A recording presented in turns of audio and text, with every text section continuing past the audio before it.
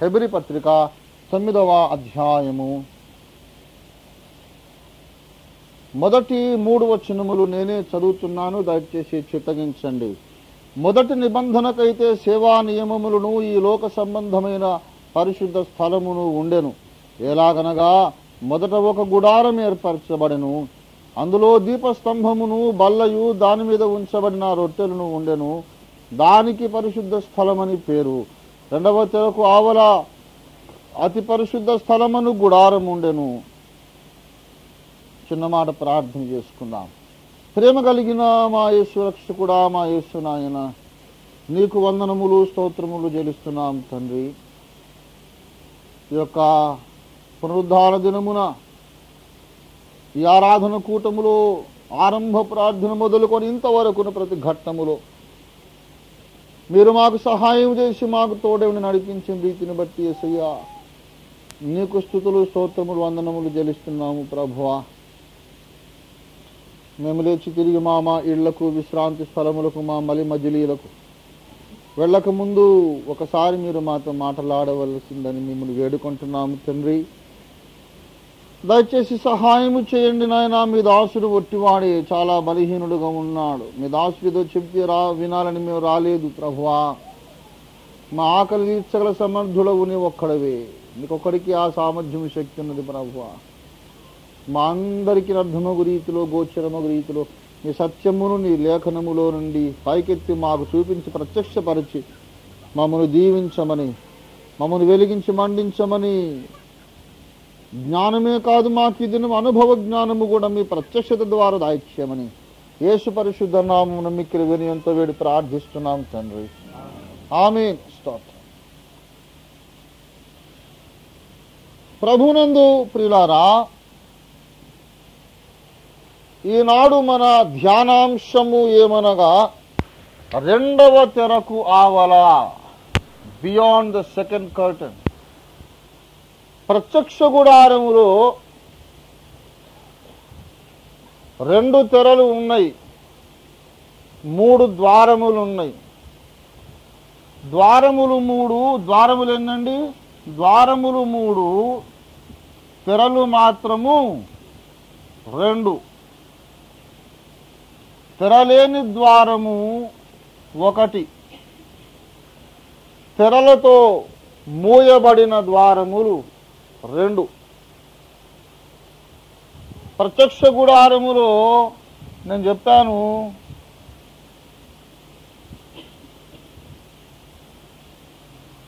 ఇది ఆవరణం. ఆవరణములోనికి ఇశ్రాయేలీయుడైన వాడు ఎవడైనా రావచ్చు. ఇక్కడ గేటు ఏమి లేదు, ఆటంకం లేదు. కానీ లోపల ఒక గుడారం ఏర్పరచబడెను. ఈ గుడారమునకు ప్రవేశము దగ్గర 1 తెర, గుడారములో సగము దారిలో మళ్ళీ ఇంకొక తెర.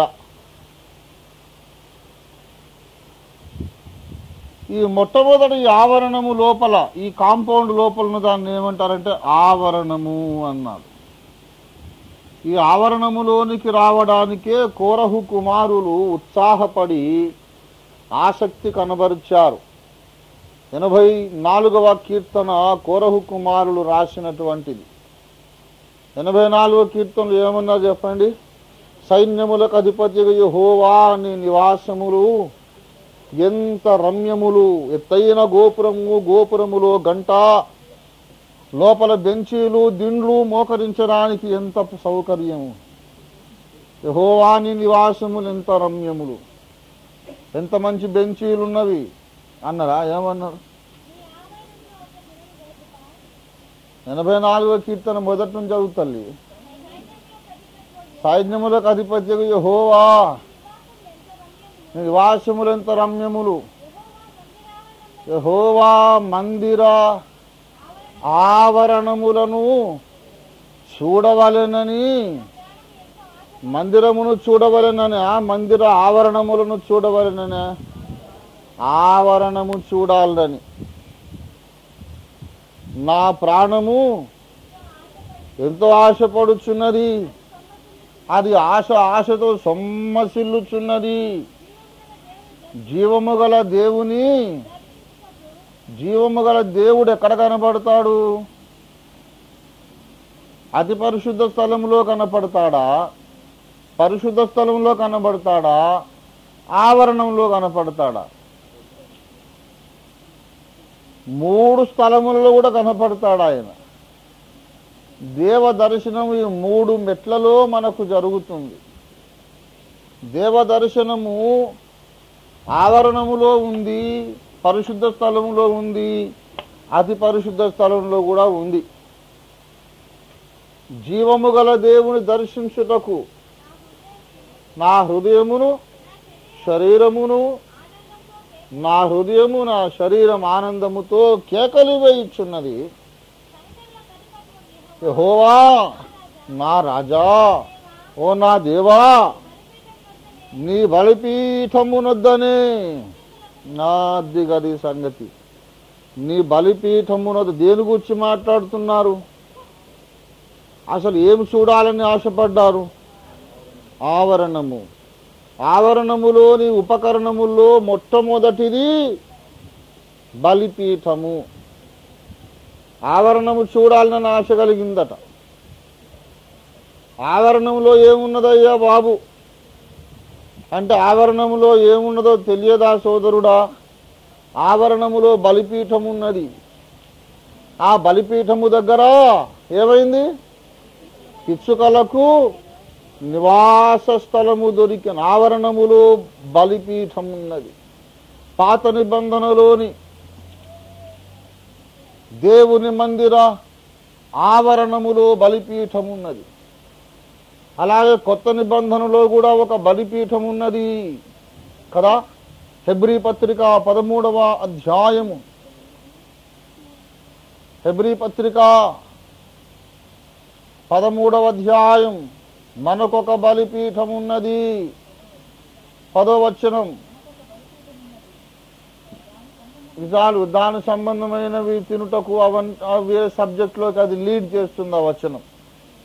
హెబ్రీ పత్రిక 13:10లోని మొదటి భాగం, ఫస్ట్ స్టేట్మెంట్ ఏంటి? మనకొక బలిపీఠం ఉన్నది.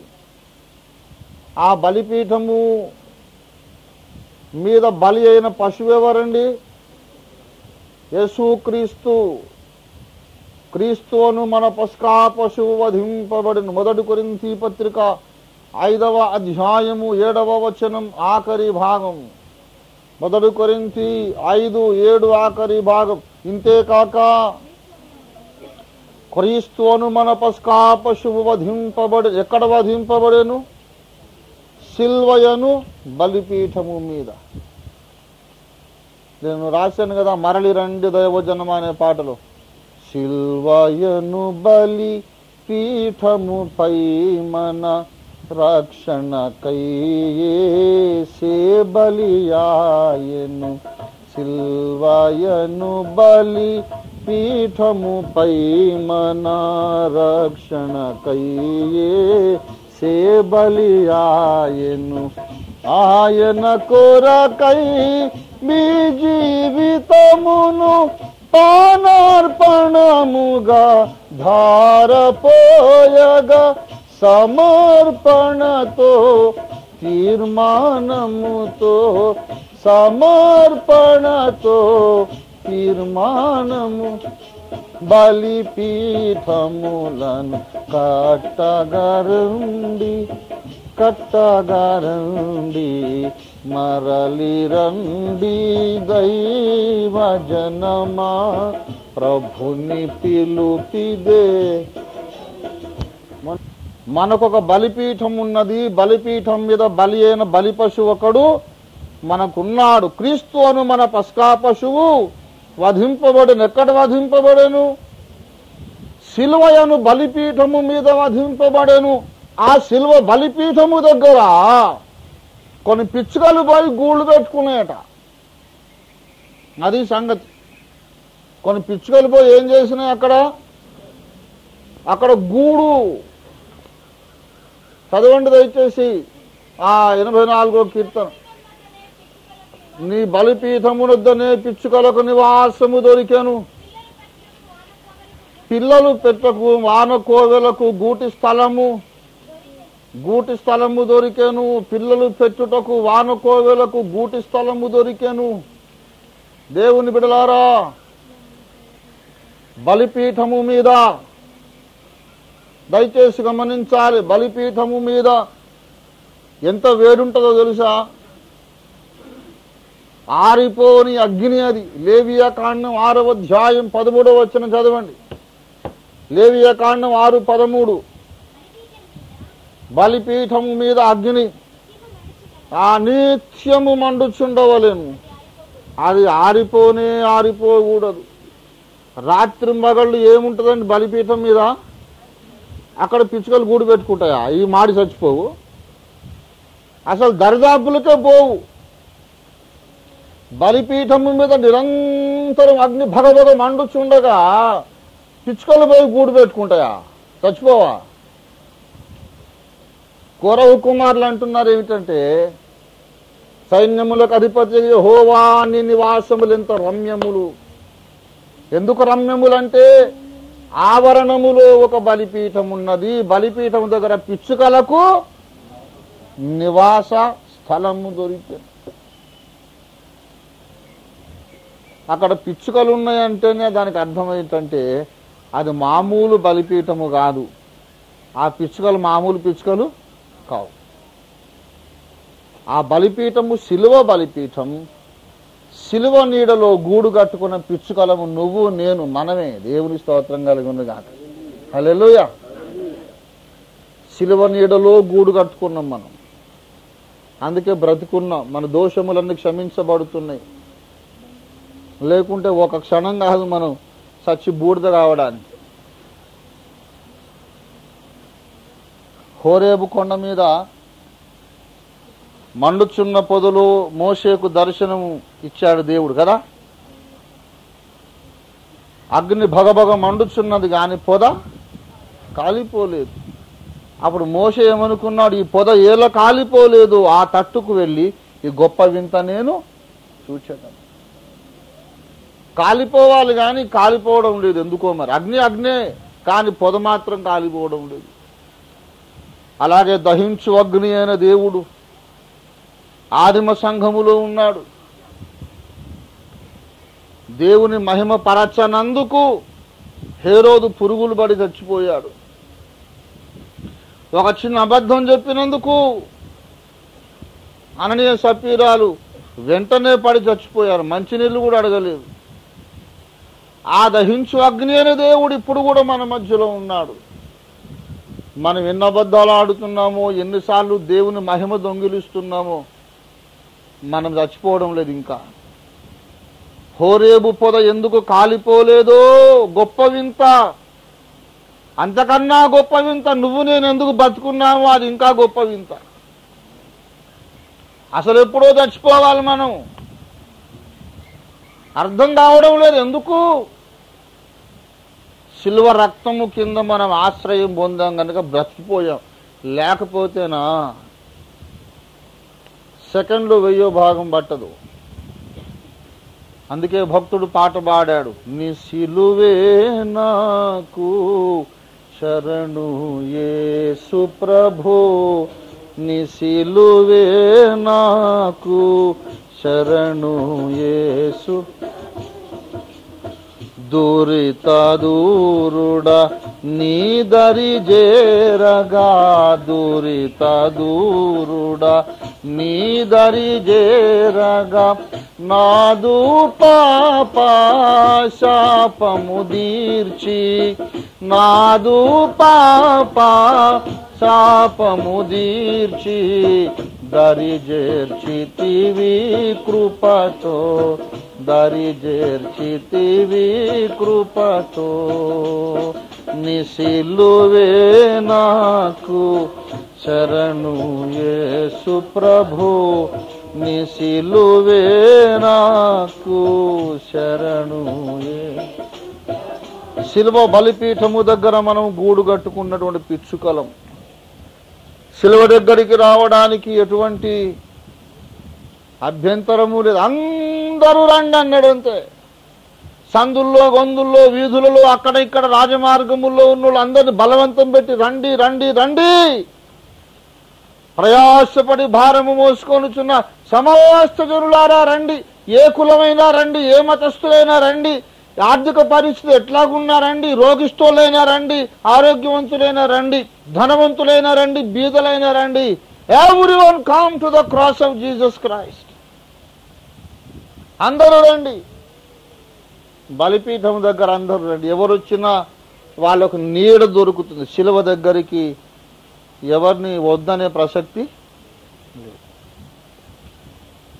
కానీ ఒకటే ప్రాబ్లం, నీ ఆవరణములను చూడవలేనని ఆశపడుచున్నాను. అయ్యా, ఆశ ఉంటే మరి వచ్చే ఎవడొద్దన్నాడు? తెరలేదే అడ్డం, ఎవరొద్దనా? ఎందుకు రావడం లేదు? ఒక్కటే సమస్య ఏంటంటే, లోపలికి రావడానికి ఏం ప్రాబ్లం లేదు, కానీ లోపలికి వచ్చిన తర్వాత ఒక ప్రాబ్లం ఉంది. లోపలికి రావడానికి అడ్డం లేదు, వచ్చిన తర్వాత నీకు లోకానికి మధ్యలో అడ్డం ఉంది, ప్రాకారము. అర్థమైందా? Once you come inside the outer court yard, ఇక్కడికి వచ్చిన తర్వాత లోకస్తులేమో ఇక్కడ, నువ్వేమో ఇక్కడ. ఒక విభజన గోడ ఉన్నది. నువ్వు సిలువను ఆశ్రయిస్తే లోకస్తులు మిమ్మల్ని ద్వేషిస్తారు. మీరు లోక సంబంధులు కారు గనుక లోకం మిమ్మల్ని ద్వేషిస్తుంది. మీరు లోకస్తులేని ఎడల లోకము తన వారిని స్నేహించును. అయితే మిమ్ము లోకములో నుంచి నేను ఏర్పరచుకున్నాను గనక లోకం మిమ్మును ద్వేషించుచున్నది. గనక లోపలికి రావాలి అంటే లోకమునకు నేను చచ్చితిని. లోకమునకు దేనికి చచ్చిపోయాను? లోకమునకు. పోయిన వారం చెప్పాను కదా, ఎక్కడ ఉందన్నమాట లోకమునకు చచ్చిపోయాను. ఎక్కడుంది? గలతీ పత్రిక 6వ అధ్యాయం ఆఖరిని ఉందన్నమాట. మర్చిపోవద్దండో. అందుకే నేను మళ్ళీ మళ్ళీ డ్రిల్లింగ్ ఏమో ఏం చెప్పాను, మూల పాఠములను, మొదటి మూల పాఠములను చెబుతున్నా. సరిగ్గా విని జాగ్రత్తగా గ్రహించి మనస్సుకు పట్టించుకొని హృదయపు గదులలో దీన్ని నిక్షిప్తపరచుకోండి. మళ్ళీ మళ్ళీ చెప్పను. ఎప్పుడు అలా చెబుతుంటే కావ్య గ్రంథాలు ఎప్పుడు చదువుతాం? బేసిక్స్ ఇవన్నీ కూడా. గలతీ పత్రిక 6వ అధ్యాయము దయచేసి 13వ వచనం 14వ వచనం చదువు. 6:14వ వచనం చదవండి. మన ప్రభువైన యేసు క్రీస్తు యొక్క శిలువ యందు తప్ప మరి దేని యందును అతిశయించుట నాకు దూరమగును గాక. ఎందుకు అతిశయిస్తున్నావు నాయన పౌలన్నా? చెప్పు. దాని వలన నాకు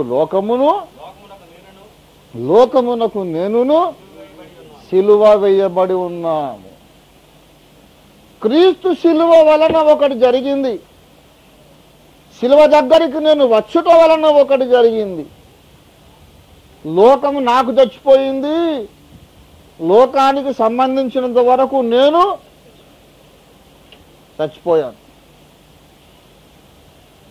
ఈ లోకము గూర్చి పట్టింపు ఇప్పుడు నాకు లేదు.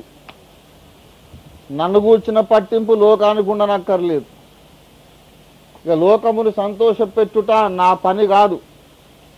దేవుణ్ణి సంతోషపెట్టడానికే బ్రతుకుతున్నాను తప్ప లోకము యొక్క మెప్పు కోసం కాదు. I don't care what the world thinks about me.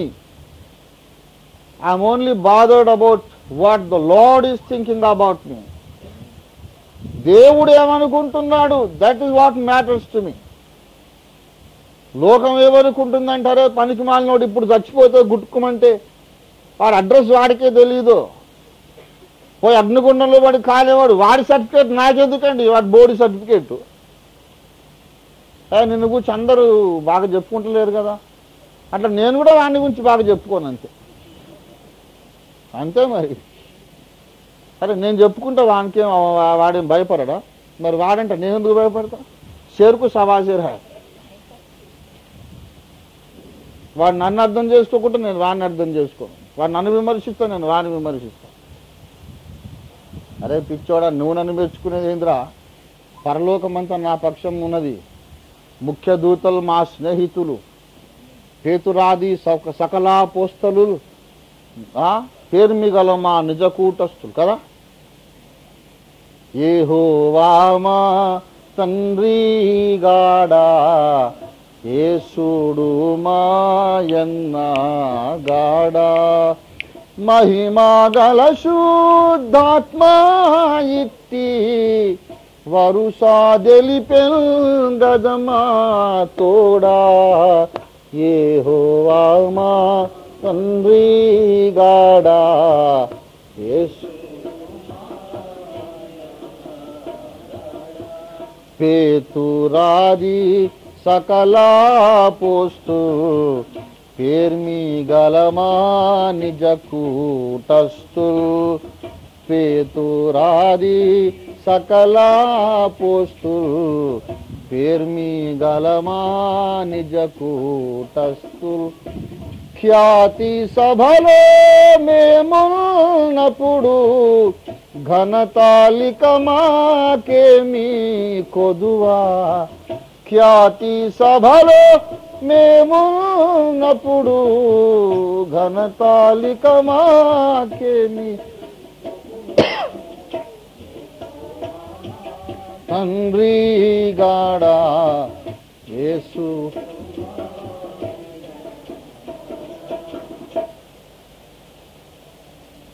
మోక్షనగరు మా పుట్టిల్లు, ముఖ్యదూతల్ మా స్నేహితు.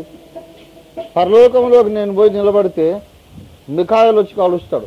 హలో రంజిత్, కైసా హై భాయ్, అచ్చా హై, కబ్ ఆ గయే? అరే నేను తెలుసా నీకు? అరే నువ్వు తెలియకపోవడం ఏంది? ఇక్కడ అందరు నిరుగుచ్చి మాట్లాడుకుంటారు. సైతాన్ కానీ తోలొలిసింది నువ్వే కదా. 1995లో అఖిల భారత క్రైస్తవ మహాసభలు పెట్టి ఆయన తోలు తీస్తూ కదా. యెజబెలు అను స్త్రీని అందరూ ఉండనిచ్చుచున్నారు, ఎవడు పట్టించుకోలే. అరే దాన్ని ఇక్కడి నుంచి వెళ్ళగొట్టండి అని ముందు అసలు నినాదం ఇచ్చింది నువ్వే కదా. పరలోకం whole heaven knows about you Ranjith. అట్లానా? నీ పేరేంటంటే నేనే మిఖాయిల్ ఆర్కే. అరే అట్లా నైస్ మీటింగ్.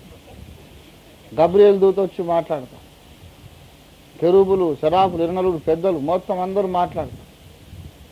అప్పుడు నన్ను విమర్శించిన వాళ్ళు వచ్చి అక్కడ నిలబెడతా సార్ వాళ్ళను. వీళ్ళు దేకనే దేకరా.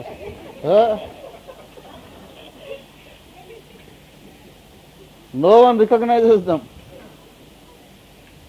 ఎవడన్నా ఉండి ఓఫీర్ గారికి అంత గుడ్ నేమ్ లేదు అంటే, అదే నా గుడ్ నేమ్ అంతా అక్కడ ఉంది.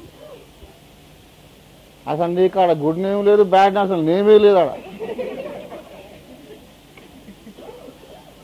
हमारा गुड नेम उधर है, ऊपर है. అక్కడికి రా చూపిస్తా నా ప్రభావం ఎంతనో. పేతురు, పౌలు, మార్టిన్ లూథర్ వచ్చి అభినందిస్తారు. మేము మొదలుపెట్టిన పనిని నువ్వు ముగించావు. శభాష్ my dear brother, we are proud of you. పౌలన్న వచ్చి నన్ను మెచ్చుకుంటే, పేతురు మెచ్చుకుంటే, మార్టిన్ లూథర్ మెచ్చుకుంటే, అప్పుడు ఈ ఫాల్తుగాన్లందరూ తిట్టింది గుర్తొచ్చి ఏడుస్తాను. అప్పుడు అరే యూజ్లెస్ ఫెలోస్, నా సంగతి నీకేం తెలుసురా? వజ్రం యొక్క విలువ పిచ్చోనికి ఏం తెలుస్తుంది? పిచ్చోనికి వజ్రం ఇచ్చినాం అనుకో, దాన్ని అటు తీసి ఇటు తీసి రాయి అనుకొని ఇసురు కొడతారు. అది అందరూ గ్రహిస్తే అసలు అది వజ్రమే కాదు. అర్థమైందా? దాని విలువ ఎక్స్పర్ట్కి మాత్రమే తెలుస్తుంది. ఒక అపోస్తలుని విలువ, ఒక ప్రవక్త యొక్క విలువ, దేవుని చేతిలో ఉన్న సాధనము యొక్క విలువ, అది ఏర్పరచబడిన వారికి తప్ప ఎవరికీ తెలియదు. అనుగ్రహం నొందిన వారికి తప్ప ఎవరికీ తెలియదు.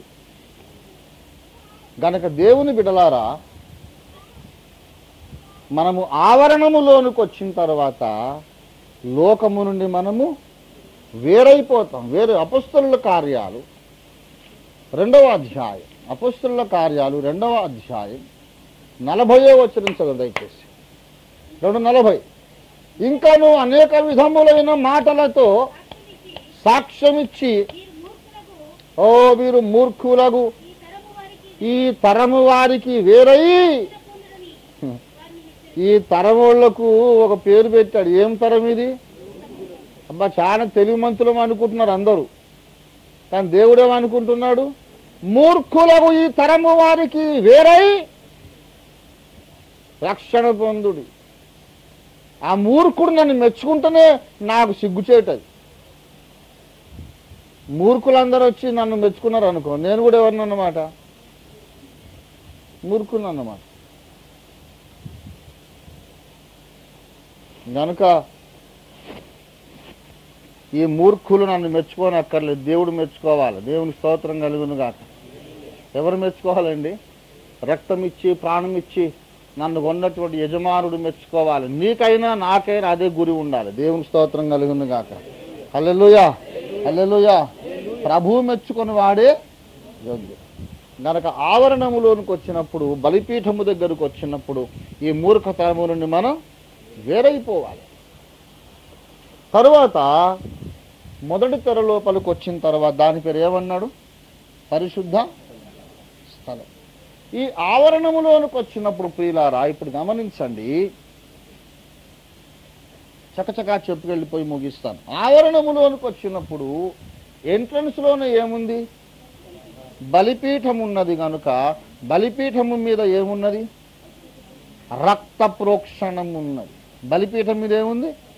రక్త ప్రోక్షణం ఉన్నది. గనక అక్కడ రక్త ప్రోక్షణం ఎక్కడ ఉన్నది? అక్కడ ఏమున్నది? పాప పరిహారము, పాప క్షమాపణం ఉన్నది. పాప క్షమాపణ, పాప పరిహారం ఉన్నది. గనుక లోపలికి రాగానే ఆ బలిపీఠము మీద ఉన్న రక్తము చేత ఒక మనిషి యొక్క పాపములు క్షమించబడుచున్నవి. ఆ తర్వాత రెండవది ఏమున్నదంటే అక్కడ గంగాళము, ఇత్తడి గంగాళం ఉన్నది. ఇది బలిపీఠం. అక్కడ అగ్ని ఉన్నది.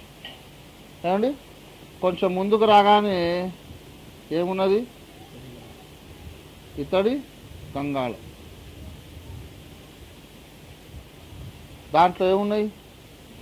నీళ్లు ఉన్నాయి, కాళ్ళు చేతులు కడుక్కోవడానికి.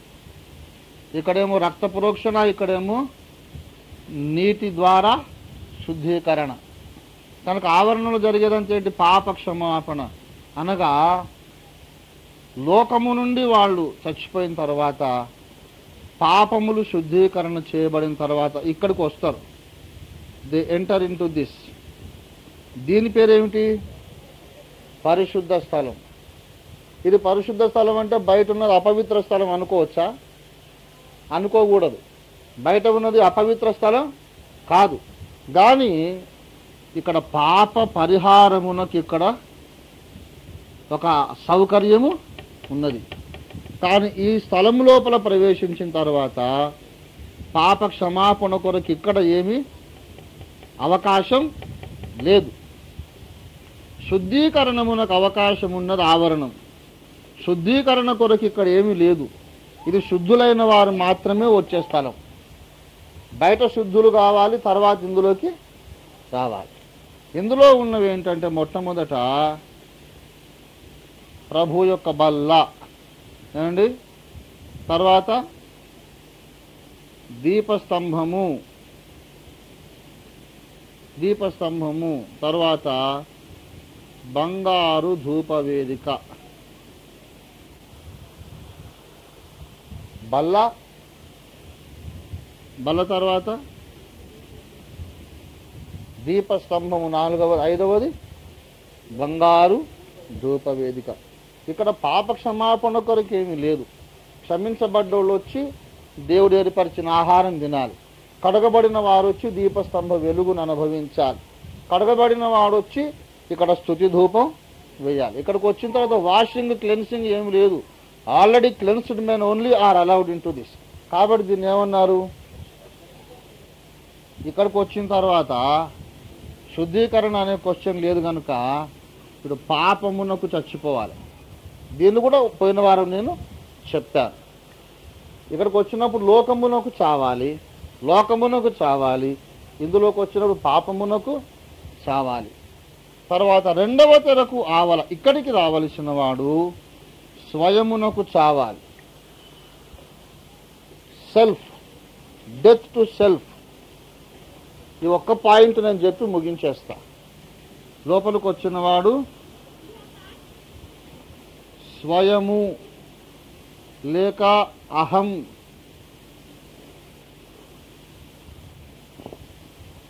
స్వచిత్తము,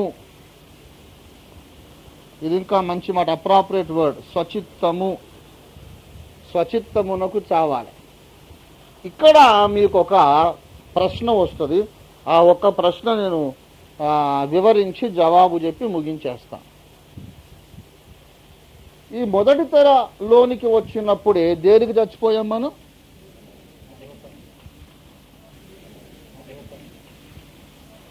తెర మొదటి తెరలోనికి వచ్చినప్పుడు పాపమునకు చచ్చిపోయాం. రెండవ తెర లోపలికి వచ్చినప్పుడు దేనికి చావాలని చెప్పుకుంటున్నాం? స్వయమునకు, అహమునకు, స్వచిత్తమునకు చావాలనుకుంటున్నాం. అంటే మరి ఇదంతా పాపము కాదా? పాపమునకు చచ్చిన ఆ రోజే స్వచిత్తమునకు మనము చావమా? స్వచిత్తం అనేది పాపములో భాగము కాదా అనేది ప్రశ్న. అవునా? ఇప్పుడు మనము పాపానికి చచ్చిపోయాము, చచ్చిపోయిన తర్వాత కూడా మనలో స్వచిత్తం ఉంటుందా? లోకమునకు, పాపమునకు చచ్చిపోయిన తర్వాత కూడా మనలో అహం ఉంటుందా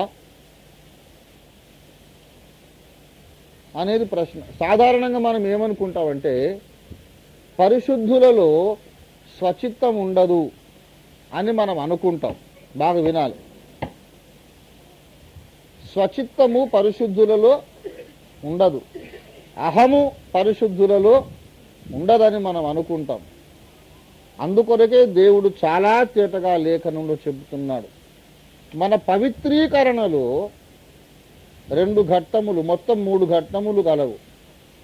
లోకము నుండి మనము వేరు చేయబడి లోకమునకు చచ్చుట, మరణించుట, తర్వాత పాపమునకు మరణించుట వేరు, స్వచిత్తమునకు మరణించుట వేరు. చాలా మంది పాపమునకు చచ్చిపోతారు కానీ స్వచిత్తమునకు చావరు. దీనికి మనకు లేఖనములలో మాదిరి ఏమైనా ఉందా? లేఖనములలో ఆధారం ఎక్కడైనా ఉన్నదా? పరిశుద్ధునిలో స్వచిత్తం ఉన్నట్టు, పరిశుద్ధుడైన వానిలో స్వయం స్వచిత్తం అనేది ఉన్నట్టు లేఖనముల్లో ఎక్కడైనా ఆధారం ఉందా అనే ప్రశ్నకు సమాధానం చెప్పాలంటే చాలా సులభం. అది కొంచెం ఆలోచిస్తే మీకే జవాబు తట్టుతుంది. అసలు పరిశుద్ధులందరిలో పరిశుద్ధులు ఎవరండి? ప్రపంచ చరిత్రలో మొత్తం 6000 ఏళ్ళ ఈ లోక చరిత్రలో పరిశుద్ధులలోకెల్లా పరిశుద్ధుడు ఎవడు? యేసయ్య కంటే పరిశుద్ధుడు ఎవడు లేడు. ఆయన పాపులలో చేరక ప్రత్యేకముగా ఉన్నవాడు కదా. ఆయనలో పాపం ఉన్నదా? పాపం ఉన్నదా? లేదు. దయచేసి మీరు జస్ట్ ఫర్ రెఫరెన్స్ హెబ్రీ పత్రిక 7వ అధ్యాయము 26వ వచనము చదవండి. దయచేసి. పవిత్రుడును, నిర్దోషియు, నిష్కల్మషుడును, పాపులలో చేరక ప్రత్యేకముగా ఉన్నవాడును, దేవునికి స్తోత్రం కలుగునుగాక. హల్లెలూయా. ఏమండి? పవిత్రుడు, నిర్దోషి, నిష్కల్మషుడును, పాపులలో చేరక ప్రత్యేకముగా ఉన్నవాడు. What a grand testimony. ఎంత పరిశుద్ధుడండి మన ప్రభు. ఆయనలో ఏ పాపమును కనబడలేదు. హెబ్రీ పత్రిక 4వ అధ్యాయము 15వ వచనం చదవండి. ఓ మన ప్రధాన యాజకుడు,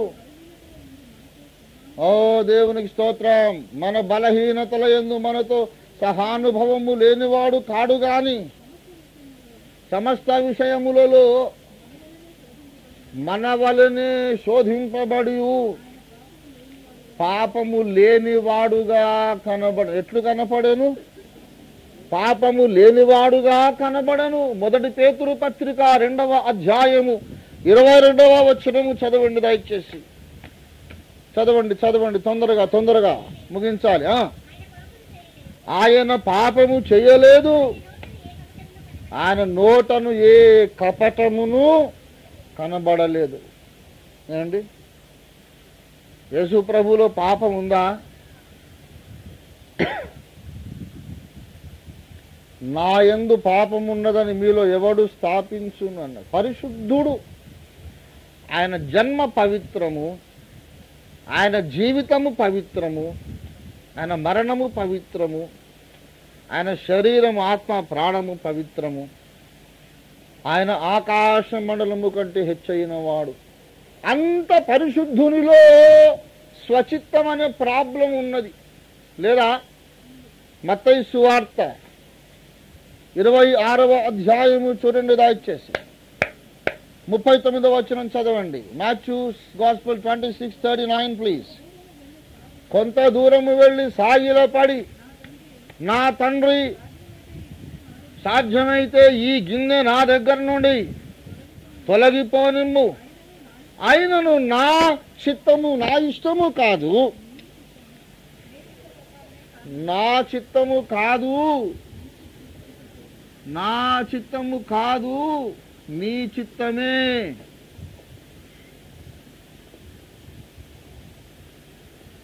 ఏమంటున్నాడు ఆయన? నా చిత్తము కాదు నీ చిత్తమే. ఇక్కడ ఎన్ని చిత్తాలు కనపడుతున్నాయి మనకు? 2 చిత్తం. ఒక చిత్తం ఎవరిది? తండ్రి చిత్తము. రెండవదేమో కుమారుని చిత్తం. ఫ్రాంక్లీ స్పీకింగ్, కుమారుని చిత్తం ఏంటిదంటే, ఈ శిలువ అవమానము, శిలువ శ్రమలు అనే పాత్ర నేను త్రాగకుండానే మనుషులకు విమోచన కలిగేది ఏమైనా అవకాశం ఉంటే ఇది అవాయిడ్ చేస్తేనే బాగుండు అని ఆయనకు ఉన్నది మనసులో. నేను మీకు ఒక రహస్యం చెప్తా. అరే, లేఖనములు ఎరిగిన వాడు, ప్రవక్తల ప్రవచనములు ఎరిగిన వాడు ఇట్లాంటి ప్రార్థన ఎట్లా చేశాడండి? యేసు ప్రభు వారు బలి కాకపోతే మనుషులకు రక్షణ కలుగుతుందా? ఇంకేదన్నా మార్గం ఉన్నదా? మీరు చెప్పాలి నాకు. యేసు ప్రభు వారు బలి కాకపోతే ఇంకేమన్నా మార్గం ఉందా? మరి మార్గం లేదని ఆయనకు తెలియదా? ఎందుకు ఆ ప్రార్థన చేశాడు? నేను మీకు ఒక డీపెస్ట్ సీక్రెట్ చెప్తున్నాను. యేసు ప్రభు వారు ఒకవేళ మరణించకపోతే ఏ ఇతర మార్గములో కూడా, యేసు ప్రభు వారు ఒకవేళ మరణించకపోతే ఏ ఇతర మార్గములో కూడా మనుషులను రక్షించుట తండ్రి అయిన దేవునికి సాధ్యము కాదని మనం అనుకొనుట దేవదూషణ. It is possible, it would have been still possible for God the Father to save the mankind through some other means. యేసు ప్రభు బలి కాకపోతే ఇంకొక మార్గంలో తండ్రి అయిన దేవుడు మానవులను రక్షించలేడా? రక్షించగలడు అని యేసయ్యకు తెలుసు. అందుకే ఆ ప్రార్థన చేశాడు. చూడండి అక్కడ మత్తయి సువార్త 26వ అధ్యాయము దయచేసి 39వ వచనం చదవండి దయచేసి. కొంత దూరము వెళ్ళి సాగిలపడి, సాధ్యమైతే ఈ గిన్నె నా దగ్గర నుండి తొలగిపోనిమ్ము, ఆయనను నా ఇష్ట ప్రకారము కాదు నీ చిత్త ప్రకారమే కానిమ్ము. మార్కు సువార్త దయచేసి 14వ అధ్యాయం 36వ వచనం. ఎందుకొరకు ఆ ప్రార్థన చేశాడు అక్కడ చెబుతున్నాడు. 36 చదవండి దయచేసి. కొంత దూరము సాగిపోయి నేల మీద పడి సాధ్యమైతే ఈ గడియ తన యొద్ద నుండి తొలగిపోవలెనని ప్రార్థించుచు, నాయనా తండ్రి, అది కాదు, నీకు సమస్తము సాధ్యము, ఈ గిన్నె నేను త్రాగకుండానే మానవుల రక్షించుట కూడా నీకు సాధ్యం. మనం పోయి యేసయ్యని అడిగినాం అనుకో, యేసయ్యా నువ్వు అంత అమాయకంగా ఎట్టు ప్రార్థన చేసావయ్యా, ఈ గిన్నె త్రాగకుండా తొలగిపోమ్మని ప్రార్థన ఎందుకు చేశావు, నువ్వు త్రాగకపోతే ఇంకో మార్గమే లేదు కదా, అట్లెందుకు ప్రార్థన చేశావు అంటే యేసయ్య అంటాడు, చిక్కలోడా ఇంకో మార్గం ఉండే, నీకు తెలియదు, you don't know the power of my father. He has such a great infinite power and authority that he can find some other way of salvation. और भी कई रास्ते थे उनके सामने, ఎన్నో మార్గాలు ఉండే, నీకు సమస్తము సాధ్యం తండ్రి. You can do this without my crucifixion. నా శిలువ మరణము కాకుండా కూడా వేరే విధంగా నీవు మనుషులు రక్షించగలవు, నీకు సాధ్యము కనుక అడుగుతున్నా, లేకపోతే అడగను. నీ సాధ్యం తండ్రి, నీ సాధ్యమే కదా, వీలైతే కొద్దిగా ఇప్పుడన్నా కన్సిడర్ చేయరాదు ఇది ఈ తొలగిపోని అని అంటే, తండ్రి ఏం దేవుడు ముఖం అంతా పుల్ల పుల్లగా పెట్టుకొని, ఇట్లా ప్రశ్న, ఇదేం ప్రార్థన రా తమ్ముడు, కొడుక నువ్వు చేసేది, కుమారుడా నువ్వు చేసేది నాకు నచ్చలే అని కొంతమంది ముఖంలో తెలిసిపోతుంది మనం అడుగుతున్నప్పుడే. కొంతమంది దగ్గర పోయి మనం పోయి మన కష్టాలు చెప్పుకుంటున్నాం అనుకో, నా ఈ నెల ఇంకా పిల్లల ఫీజు కట్టలేదు, ఇంటికి కిరాయి కట్టలేదు, అది అంటుండగానే వీడు శృతి పెడుతున్నాడు అప్పడగడానికి, మనకు తెలుసు, ట్యూనింగ్ చేస్తున్నాడు. కనుక మనం చెప్తున్నాగా అనుభవజ్ఞుడైనోడు ముఖం పెట్టిన పుల్ల పుల్లగా పెట్టుకుంటాడు. ఇక వీడు ఆఖరిన ఎక్కడ కంక్లూడ్ చేస్తాడో తెలుసు. ఈ కష్టాలన్నీ చెప్పుకొని ఆఖరికి ఏం చేస్తాడంటే, ఒక 10,000 ఉంటాయేమో, 5,000 1000 అడుగు. మనకి ఇష్టం లేనిది వినబడుతుంటే, మనం ఇవ్వాలనుకోంది ఎవడని అడుగుతుంటే, మన ముఖం అంతా ఎట్లా అప్రసన్నంగా మారిపోతుంది కదా. అట్లా తండ్రి అయిన దేవుని ముఖం ఎప్పుడు కుమారుడు చూస్తున్నాడు. తండ్రి నీకు ఇష్టమైతే, నీకు సాధ్యమే కదా, ఇది నా నుంచి దూరం చేయి అని అంటున్నప్పుడు ముఖం అంతా అప్రసన్నంగా మారిపోయింది. వెంటనే సెట్ అయిపోయింది. తండ్రి అట్లా ముఖం పెట్టకు, వద్దులే, అంతెందుకు నువ్వు బాధపడతావు, ఎట్లయినా నువ్వు నీ చిత్తమే జరుగునుగాక, నా చిత్తము కాదు, నీ చిత్తమే జరుగునుగాక. తండ్రి చిత్తమునకు వేరుగా వేరొక చిత్తము యేసులో ఉన్నదా లేదా నాకు చెప్పాలి మీరు. ఈ ఒక ప్రశ్నకు సమాధానం చేస్తే ప్రసంగం అయిపోతుంది. తండ్రి చిత్తమునకు వేరుగా స్వంత చిత్తం ఒకటి యేసులో ఉన్నదా లేదా? యేసులో పాపము కనబడిందా? స్వచిత్తము కనబడిందా? కనబడలేదా? జాగ్రత్తగా చెప్పండి సమాధానం. యేసులో స్వచిత్తము కనబడిందా లేదా? పాపము కనబడిందా? గనక స్వచిత్తము కలిగి ఉండుట పాపము కాదు. స్వచిత్తము కలిగి ఉండుట పాపము కాదు. ఎందుకంటే తండ్రి అయిన దేవునికి ఎట్లాగా ఆలోచించే శక్తి, ప్రణాళికలు వేసే శక్తి, కోరుకునే శక్తి, ఆ కోరికలు నెరవేర్చుకునే ప్రణాళికలు, అది సాధించుకునే శక్తి ఎలా ఉన్నదో, ఆ సామర్థ్యములన్నీ కూడా తాను సృష్టించిన ప్రతి మనిషికి ఆయన ఇచ్చాడు. Every created person, whether angel or human beings, every created person, heavenly or earthly, they are all free moral agents. తండ్రి అయిన దేవుడు ఎట్లాగూ సొంత స్కీములు, ప్లాన్లు కలిగి ఉంటాడో, ప్రతి మనిషి అలాగున్న కలిగి ఉండ సమర్థుడు. ఎవరి చిత్తం వాళ్ళకు ఉంది, ఎవరి ప్రిఫరెన్సెస్ వాళ్ళకు ఉన్నాయి. ఇట్లయితే బాగుండు, ఇట్లయితే బాగుండు, ఇట్లయితే బాగుండని. అయితే ఆ స్వచిత్తము కూడా మనము వదులుకోగలిగినప్పుడే అతి పరిశుద్ధ స్థలము లోపలికి ఎంటర్ అవుతాం. స్వచిత్తం వదులుకోవడం చాలా కష్టం. నేను మీకు ఒక విషయం చెప్తున్నా, ఆ స్వచిత్తమును విరగొట్టడానికే దేవుడు నీకు ఇష్టము లేని కార్యాలు నీ జీవితంలో జరిగిస్తాడు.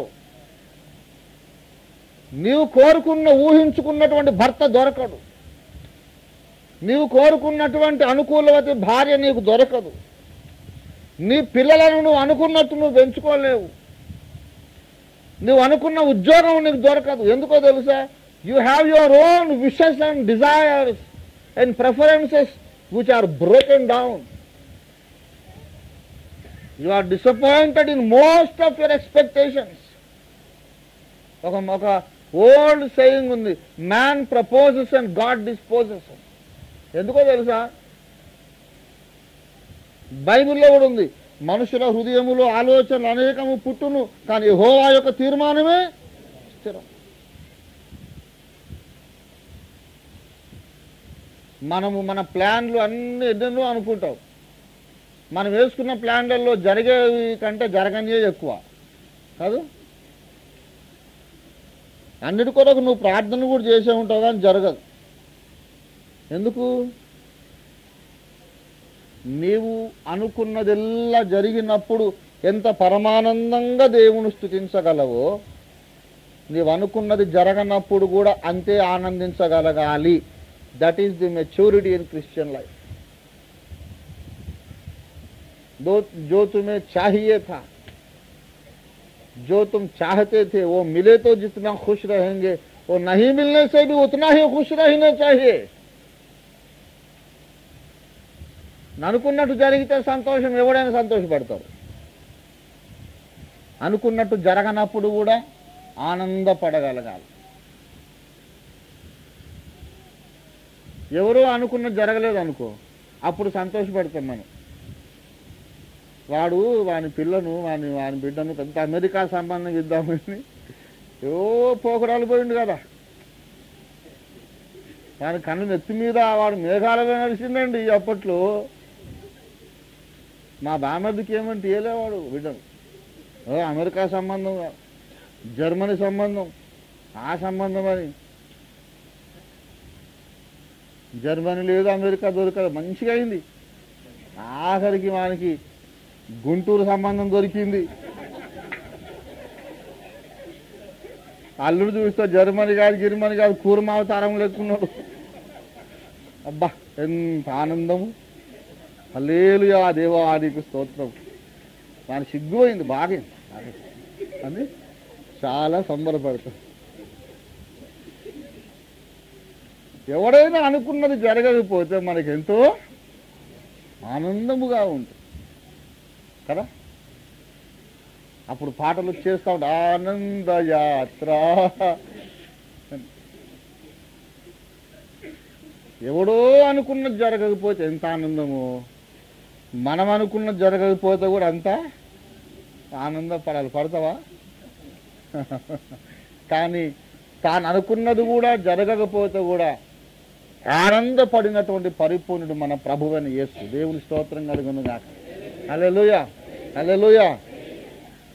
గొనగలేదు ఆయనకు వేరే ప్లాన్ ఉండే. తండ్రి, నీవు అనంత శక్తిమంతుడవు, నిన్ను అడిగేవాడేవాడు. ఈ మార్గం కాదు, ఇంకో రక్షణ మార్గం అని ఇంకోటి నువ్వు ఏదన్నా నిర్ణయిస్తే అయిపోతుంది కదా. నువ్వు లేని వాటిని ఉన్నట్లుగా పిలవగల సమర్థుడవు, ఘటన సమర్థుడవు నాయన, సర్వశక్తిమంతుడవు. నీకు ఎన్ని మార్గాలైనా ఉన్నాయి. నేను ఈ లోకంలో ఉన్నటువంటి చండాలమైన పాపమంతా నేను మోయడం తలుచుకుంటేనే నాకు ఒళ్ళు జలధరిస్తుంది. ఈ గిన్నె నాకు అవాయిడ్ చేసేరాదు, ఇంకో మార్గం ఏదన్నా చూడు అని అన్నాడు. కానీ తండ్రి అయిష్టంగా ముఖం పెట్టేసరికి కుమారుడు ఆనందంగా లోబడ్డాడు. గొణుక్కుంట లోబడ్డం కాదండి, తన చిత్తము నెరవేరనప్పుడు పరమానంద భరితుడైన వాడు దేవకుమారుడైన యేసు. ఆయనే మనకు ఆదర్శమూర్తి, ఆయనే మనకు మాధురి పురుషుడు. దేవునికి స్తోత్రం కలుగును గాక. హల్లెలూయా, హల్లెలూయా. నా చిన్నప్పటి పాట ఒకటి ఉందండి. నిజంగా చిన్నప్పటి నుంచి నాకు భక్తి పిచ్చి. యేసయ్యే నా బెస్ట్ ఫ్రెండ్. ఎవరు లేనప్పుడు తలుపులు వేసుకొని హార్మోనియం పాడుకొని ఒక్కడిని పాడుకొని ఏడ్చుకునేవాడిని అన్నమాట. పాత పాటల్లో అభిషేకం ఉంది, ఆ పాటల్లో దేవుడు ఉన్నాడు, పాత పాటల్లో దేవుడు ఉన్నాడు. చూడుము గెత్సెమనే తోటలో నా ప్రేమ పాట తెలుసా? చూడుము గెత్సెమనే తోటలో నా ప్రియుడు, పాపిని నాకై విజ్ఞాపన చేసేడి ధ్వని వినబడుచున్నది,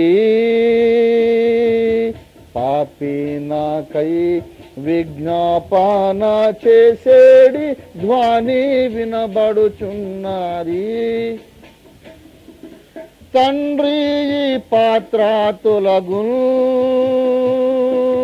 నీ చిత్తమైన ఎడలా, తండ్రి ఈ పాత్ర తొలగును నీ చిత్తమైన ఎడలా, ఎట్లయినను నీ చిత్తము చేయుటకు నన్నప్పగించితివనెను, ఎట్లయినను నీ చిత్తము చేయుటకు నన్నప్పగించితివనెను. చూడుము గెత్సెమనే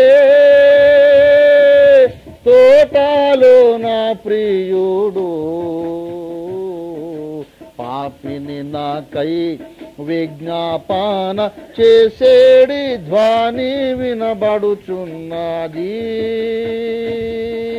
పాపి నాకై విజ్ఞాపన చేసేడి ధ్వని వినబడుచున్నది. రక్తపు చెమట వలన మిక్కిలి బాధ నుండి, రక్తపు చెమట వలన మిక్కిలి బాధ నుండి, రక్షకుడేసు హృదయము పగులాగా విజ్ఞాపనం చేసేనే, రక్షకుడేసు హృదయము పగులాగా విజ్ఞాపనము చేసేనే. చూడుము గెత్సెమనే తోటలో నా ప్రియుడు, పాపి నాకై విజ్ఞాపన చేసేడి ధ్వని వినబడుచున్నది, పాపి నాకై విజ్ఞాపన చేసేడి ధ్వని వినబడుచున్నది. ఎందుకంత బాధపడి విజ్ఞాపన చేశాడో ఆఖరి చరణంలో రాశాడు భక్తుడు ఎవరో గాని. ఆయన చెమట రక్త బిందువుల వలె రక్తస్వేదముగా వచ్చారట. అంత బాధపడి ఎందుకు విజ్ఞాపన చేశాడంటే ఆఖరి చరణం అన్నాడు, నన్ను తన వలె మార్చేడి ఈ మహాప్రేమను, నన్ను తన వలె మార్చేడి ఈ మహాప్రేమను, తలచి తలచి హృదయము కరుగాగా విజ్ఞాపనము చేసేదను, తలచి తలచి హృదయము కరుగాగానే సాదా కీర్తించెదను. చూడుము గెత్సెమనే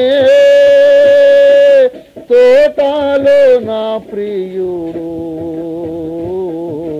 పాపిని నాకై విజ్ఞాపన చేసేడి ధ్వని వినబడుచున్నది. గెత్సెమనే తోటలో ఆయన చేసిన ప్రార్థన నన్ను తన వలె మార్చుటకై ఆయన చేసినటువంటి ప్రార్థన, నిన్ను యేసు వలె మార్చడానికి చేసిన ప్రార్థన. పిల్లరా, ఒక మాట మీకు చెప్తున్నాను, యేసు వలె మారడం అంటే అందులో చాలా మెట్లున్నాయి. 12 సంవత్సరాల ప్రాయములో దేవాలయములో పరిసయ్యులతో మతాధికారులతో తర్కించి జ్ఞానమును వ్యక్తం చేసి తన దైవ జ్ఞానము చేత వారి నోరు మూయించినటువంటి యేసు వలె మనం మారొచ్చు. నేను కూడా నా 12 ఏళ్ళప్పుడే అందరు నోరు మూయించాను. దేవాలయములో తర్కించుచున్న యేసు వలె మారుట సులభమే. It is very easy. దేవాలయములో అక్రమము జరుగుతున్నప్పుడు కొరడా తీసుకొని వీర విహారం చేసి నీ ఇంటిని గూర్చిన ఆసక్తి నన్ను భక్షించుచున్నది అన్న వచనము నెరవేరుస్తూ నా తండ్రి ఇల్లు వ్యాపార పిల్లుగా చేయకూడని అందరిని తోలివేసినటువంటి ప్రచండమూర్తి అయిన యేసు వలె మారుట సులభమే. It is easy. కానీ గెత్సెమనే తోటలో మోకరించిన యేసు వలె మారుట చాలా కష్టం. ఓ किसी से वो नहीं हो सकता, वो बात बहुत मुश्किल है. కొరడా పట్టుకొని వీర విహారం చేయొచ్చు, ఎవడేం చేస్తాడు? నేను మారగలిగాను. 12 ఏళ్ల ప్రాయములో యూదుల అధికారితో మాట్లాడిన యేసు పోలిక నాలో వచ్చిందండి. దేవాలయములు అక్రమం జరిగితే కొరడా తీసుకొని వీర విహారం చేసి ఈపులు వలగొట్టినటువంటి యేసు పోలిక నా లోపలికి వచ్చేసింది. కానీ గెత్సెమనే తోటలోని పోలిక రావడానికి ప్రయత్నించుచు పోరాటం చేస్తూ ప్రయాసపడుతున్నాను. గెత్సెమనే తోటలోని యేసు పోలిక ఏంటంటే, నేను అనుకున్నది ఏమి జరగకపోయినా నా ఇష్టము కాదు నీ ఇష్టమే సిద్ధించును. నా లైఫ్ పట్ల నాకు ఒక ప్లాన్ ఉండిందండి. నీ జీవితం పట్ల నీకు ఒక ప్లాన్ లేదా? ఉంది. దాని ఒక్కరు కూడా జరగదు అనుకో. అప్పుడు దేవుని స్తుతిస్తావా, సణుగుతావా?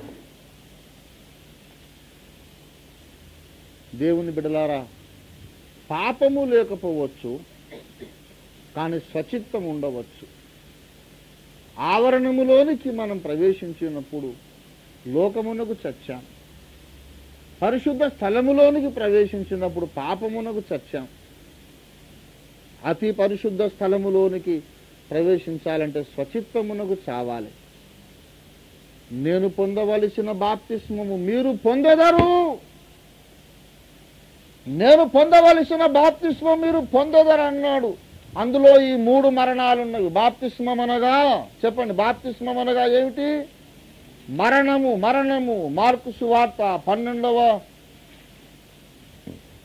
అధ్యాయం, మార్కు సువార్త 10వ అధ్యాయము 39వ వచనం చదవండి. అప్పుడు యేసు, మార్కు 10:39, నేను త్రాగుచున్న గిన్నెలోనిది మీరు త్రాగెదరు, నేను పొందుచున్న బాప్తిస్మము మీరు పొందెదరు గాని. చాలు. నా శిష్యులారా, జెబెదయి కుమారులారా, యాకోబు యోహానులారా, నేను పొందుచున్న బాప్తిస్మము మీరు పొందుదురు అంటే నేను అనుభవించుచున్న మరణములన్నీ మీరును అనుభవించెదరు. నేను త్రాగుచున్న గిన్నెలోనిది మీరు త్రాగెదరు అనగా యేసు శిష్యులందరూ కూడా ఈ 3 మరణములు పొందాలి. ఇంతవరకు మనం చెప్పుకున్నదంతా కూడా మరణములను గూర్చిన బోధ. అదే ఇంకొక భాషలో చెప్పాలంటే, ఇంకొక పదజాలములో చెప్పాలంటే, మరణములను గూర్చిన బోధనే ఇంకో టర్మినాలజీలో ఏం చెప్పొచ్చు? బాప్తిస్మములను గూర్చిన బోధ. The doctrine of baptisms includes all these truths and this is one of the basics of Christian life, fundamental lessons of Christian life.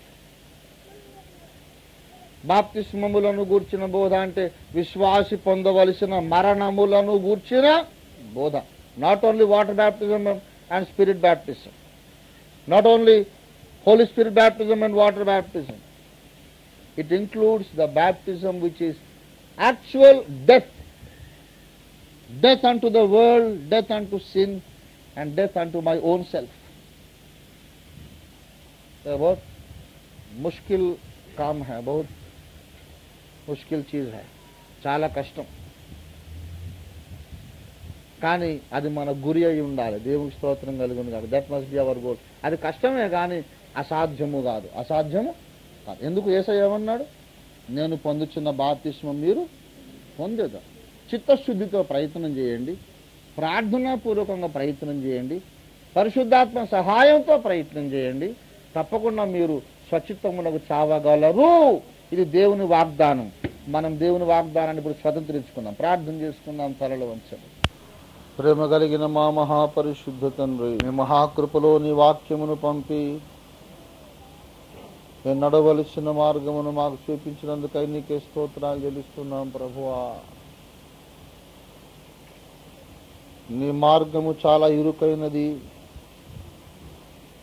కష్టమైనది. అయినను నీ శక్తిపై మేము ఆధారపడినప్పుడు అది సులభమైనది, సరళమైనది, తేలికైనదన్న సత్యమును మీరు మాకు ముందుగా నేర్పించినారు కనుక దాన్ని బట్టి మిమ్మల్ని స్తుతిస్తున్నాము తండ్రి. ప్రభువా, అతి పరిశుద్ధ స్థలములోనికి అడుగు పెట్టుటకు ఈ 3వ మరణ బాప్తిస్మమును కూడా మేము పొందుటకు సహాయం చెయ్యండి.